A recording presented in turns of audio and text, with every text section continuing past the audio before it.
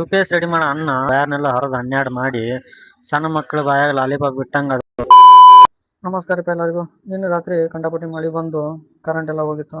ಆಗ ನೋಡಿದ್ರೆ UPS ಬರೀ ಖಾಲಿ ಆಗಿತ್ತು. ಇನ್ನೇನ್ ಮಾಡೋದೈತ್ರಿ, ಕತ್ಲದಾಗ ಕುತ್ಕೊಂಡು ಗಂಟೆ ಏನು ವಾರ್ಸೋದು ಅಂತೇಳಿ ಅಂಗಡಿ ಮುಚ್ಕೊಂಡು ಮನೆಗೆ ಹೋದೇವಿ. ಮುಂಜಾನೆ ಬಂದು ನೋಡಿದ್ರೆ ಬೋರ್ಡ್ನ ಕರೆಂಟ್ ಇಲ್ಲ, UPS ನೋಡಿದ್ರೆ ಚಲೋ ಇಲ್ಲ. ಅದಕ್ಕೆ ಇನ್ನೇನು ಮಾಡೋದು ಅಂತೇಳಿ UPS ರೆಡಿ ಮಾಡಕ್ಕೆ ಕರ್ಸಿದ್ವಿ. ಆತ ಅಣ್ಣ ಬಂದು ನೋಡಿದ್ರೆ ಇರೋ ಬಾಡ್ ಚಾಲ ಕಿತ್ತಾಡಿ ವಯರ್ನೆಲ್ಲ ಹರಿದ ತನ್ನ ಕೊಳ್ಳಾಗ ಹಾಕೊಂಡು ಏನಾಗಿದ್ದು ಬಿಡ್ರಿ, ಅವ್ನು ಸಣ್ಣದೊಂದು ಬಟನ್ ಲೂಸ್ ಐತೆ ಅಂತ ಆ ಬಟನ್ ಗುದ್ನ್ಯಾಗ ಒಂದು ಪೇಪರ್ ತುರಿಕ್ 500 ರೂಪಾಯಿ ಚಾರ್ಜ್ ಮಾಡ್ಕೊಂಡು ಅಣ್ಣ ಎದ್ದ ತನ್ನ ಅಂಗಡಿ ಕಡೆಗೆ ಹೋದ.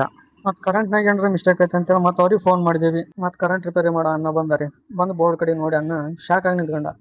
ಯಾಕಂತೇಳಿ ನೋಡಿದ್ರ ಮೇನ್ ಸ್ವಿಚ್ ಆಫ್ ಆಗೈತಿ. ಡಿಪ್ರೆಷನ್.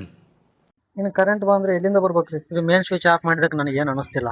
ಆದ್ರೆ UPS ರೆಡಿ ಮಾಡೋ ಅಣ್ಣ ಪಾರ್ಟ್ಸ್ ಎಲ್ಲ ಕಿತ್ತಾಡಿ ವಯರ್ನೆಲ್ಲ ಹರಿದು ಹನ್ನೆರಡು ಮಾಡಿ ಸಣ್ಣ ಮಕ್ಕಳು ಬಾಯಾಗ ಲಾಲಿಪಾಪ್ ಬಿಟ್ಟಂಗೆ ಅದಕ್ಕೊಂದು ಪೇಪರ್ ತುರಿಕ್ 500 ರೂಪಾಯಿ ಚಾರ್ಜ್ ಮಾಡಿ ಹೋದ್ನಲ್ಲ, ಅದು ನನಗೆ ಮಾನಸಿಕ ಆಗಿರೋದು.